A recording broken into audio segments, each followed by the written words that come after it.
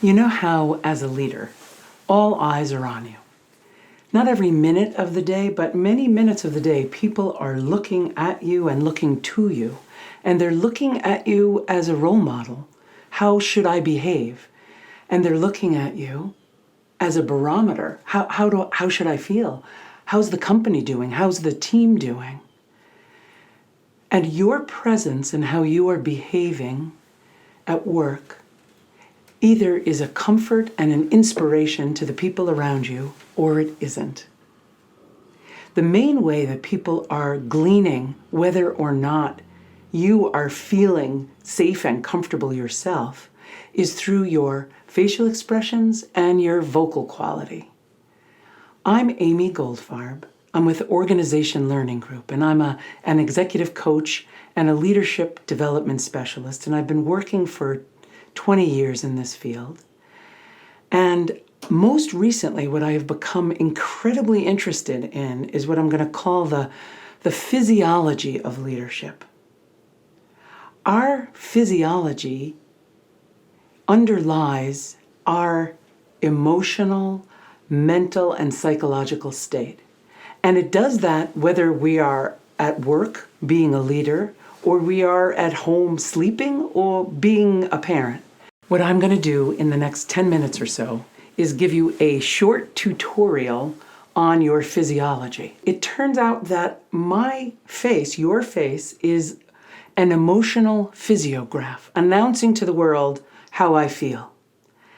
And if everyone is looking at you to decide how they should feel, your broadcasting your feelings is a very important feature of your leadership. The other really important thing way you're broadcasting to people about how to feel is through your voice.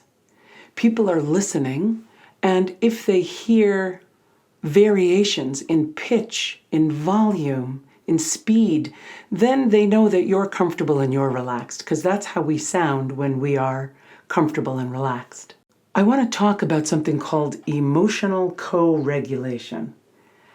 And this concept I learned from my favorite new teacher, a man named Stephen Porges, who is an interpersonal neurobiologist. And I like saying those words, so I'm going to say them again.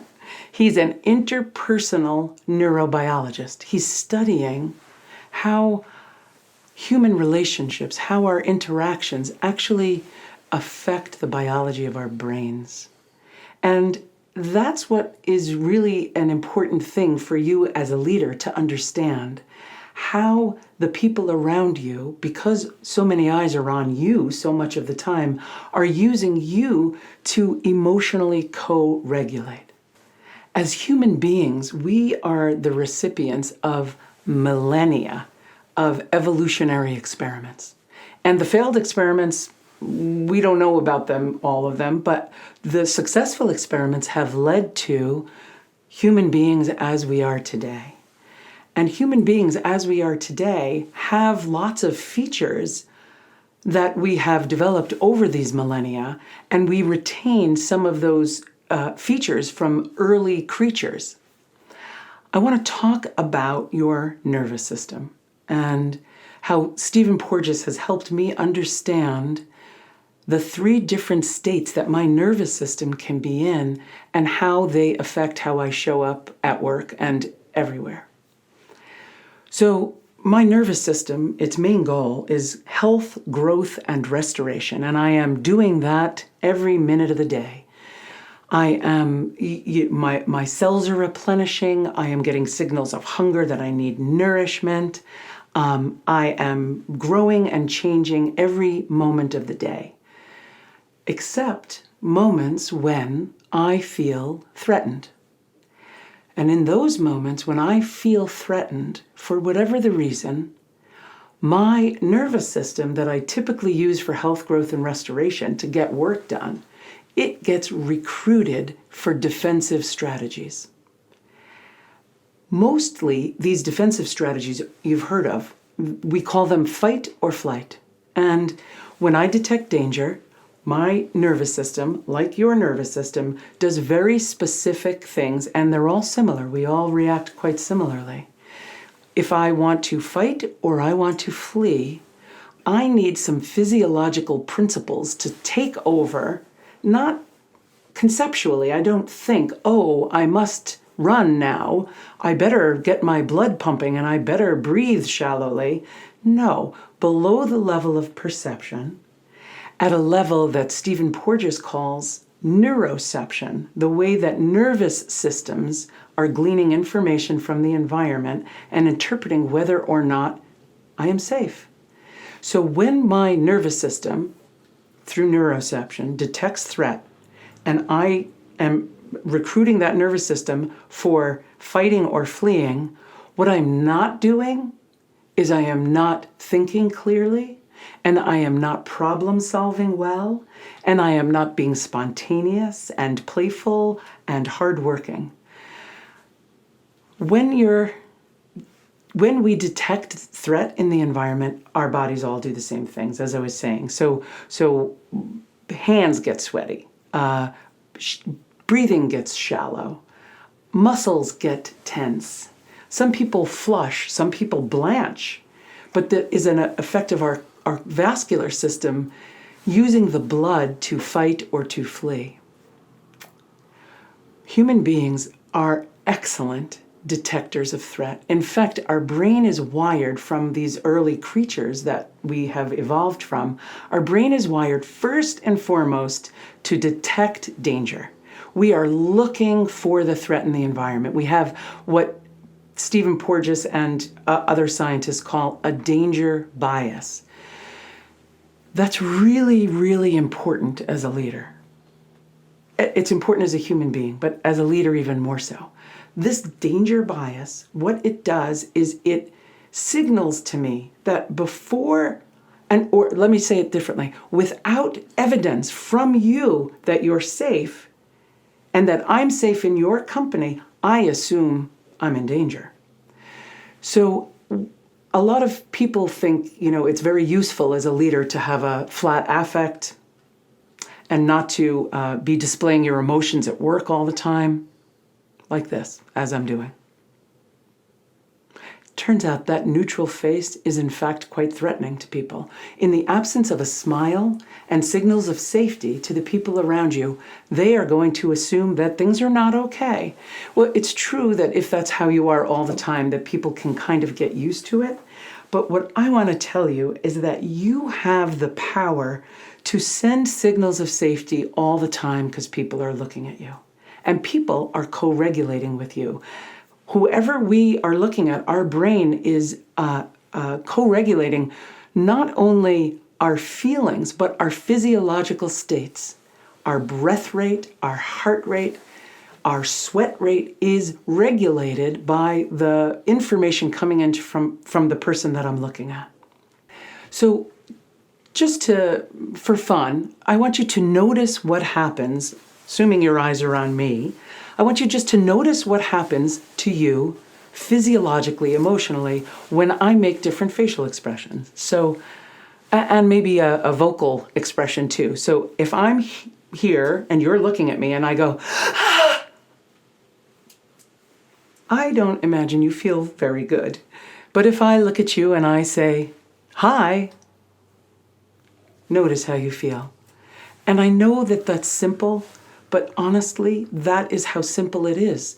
Because we are first and foremost mammals. We are creatures that are looking for danger and threat and deciding whether or not it is safe to relax. So what does this mean for you as a leader? How can you utilize this information? Well, I have the suggestion that there are 3 things that you can be doing every day at work that will more positively affect your leadership. You can adjust your physiology through 3 simple techniques. One of them, and the most important one, is breathing. It is important for you as a leader, I'm not going to do it now, but somewhere, whether through a yoga class, through a meditation class, or through a tutorial that I'll do later on, it is important for you to learn what we call diaphragmatic breathing. And Diaphragmatic breathing is the idea that you are breathing deeply enough into your lungs that you are filling the entire capacity of your lungs with oxygen. The other feature of breathing that I want you to focus on is something that, again, I learned from Stephen Porges, which is that we can calm our nervous systems by sending signals to our brains that we are safe. So that system that I was talking about, our nervous system, there are nerve fibers bidirectionally. My brain has lots of fibers going down to my body, but it turns out that my body has even more fibers going up to my brain. So what that means is that I can think a thought and create feelings in my body, or I can use my body to create thoughts in my head. I had a biofeedback teacher once who told me, you are never more than 3 deep breaths away from calm. Probably not entirely true, but the spirit of it is what I want you to take with you. So that's the first thing you can be doing at work, is making sure that you are using your breathing techniques to keep your nervous system in a state of safety and calm. The second thing you can do is to keep your body in a state of safety and calm. And what I mean by that is to train yourself in techniques to relax the muscles of your body. And again, there are many different techniques for doing this. You can, one at a time, consciously clench every muscle in your body or specific muscles. I can do it right now with my arms and my hands, and then relax. I can do it with, very importantly, my diaphragm and my abdominal muscles. In our culture, we love to, keep our tummies flat and tighten our abdominal muscles. Actually, it's not that great for leadership. You want to be signaling to people that it is safe, and tight stomach muscles do not signal that.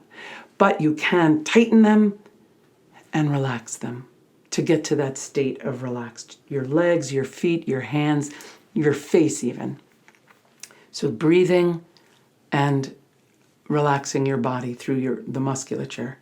And the third thing that I want to tell you about is mindfulness training and meditation. And I want to just say that mindfulness training and meditation isn't about not thinking or spacing out so that you can relax. In fact, it is about a practice of training your mind on what to focus on. And doing a mindfulness practice outside of work will allow you for 1 minute a day or 2 minutes a day while you're at work, during lunch, during a break between meetings, to just close your eyes and continue whatever practice you're using at home to train your brain what to focus on.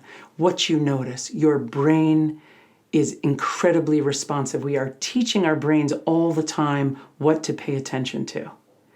So when you're at work, you want to teach your brain what to pay attention to. Do you want to pay attention to your anxiety and your worry, or do you want to pay attention to thoughts that make you optimistic and notice people and traits in people that make you feel comfortable and confident that the work is going well?